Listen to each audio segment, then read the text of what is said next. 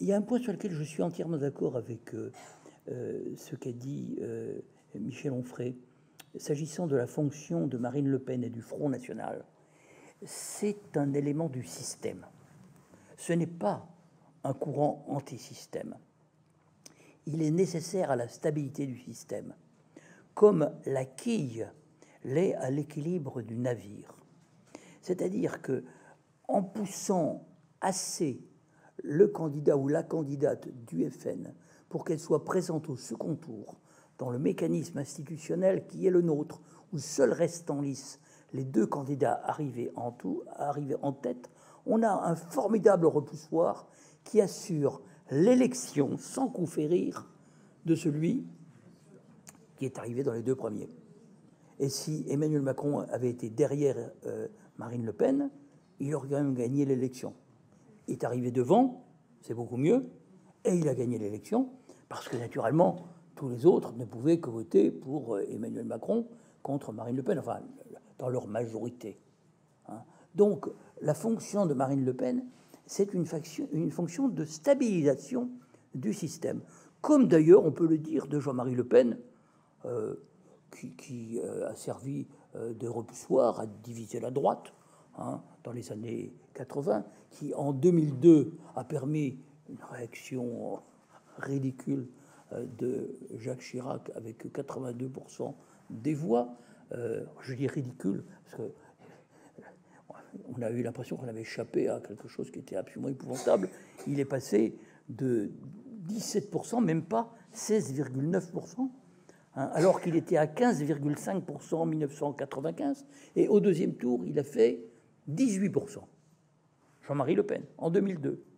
Et on a vu tout un tas de manifestations orchestrées, Bernard-Henri Lévy agitant le drapeau français rue Soufflot, je m'en souviens, j'y étais, c'était sidérant.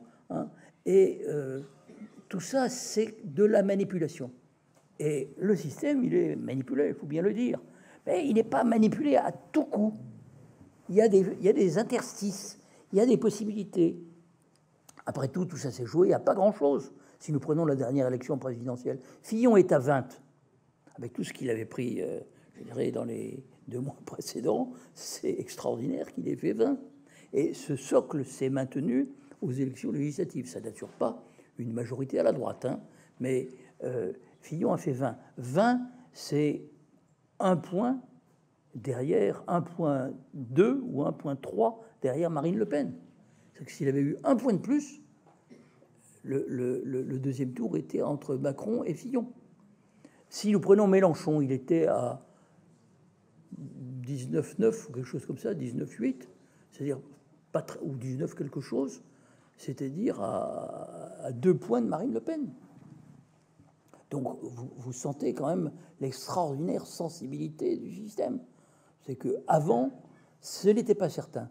Et je dirais qu'on ne peut pas dire le système a magnifiquement fonctionné, parce que ça supposerait que le système a une logique globale qui fonctionne à coup sûr. Or, le système est infiniment complexe, parce qu'il y a beaucoup de causes, beaucoup d'effets, des interréactions, ce que Marx appelait Wechselwirkung. Mais, alors, je ne dis pas ça pour... c'est une incidente. Je dirais que le système est très, très compliqué. Il a bien sûr une logique, mais cette logique n'opère pas à coup sûr. Si on avait eu 2 protagonistes différents, ça aurait été très différent. Et ça s'est joué finalement sur le fil du rasoir. Il y a des moments où... pour autant, je pense que Marine Le Pen n'aurait été élue en aucun cas. Moi, je n'ai jamais pensé que Marine Le Pen serait élue présidente de la République. Et les gens qui ont joué à se faire peur, y compris les marchés financiers, qui sont assez bêtes, mais la bêtise règne ici-bas. Il faut dire que beaucoup de choses ne s'expliquent que par la bêtise. Il n'y a pas besoin de faire...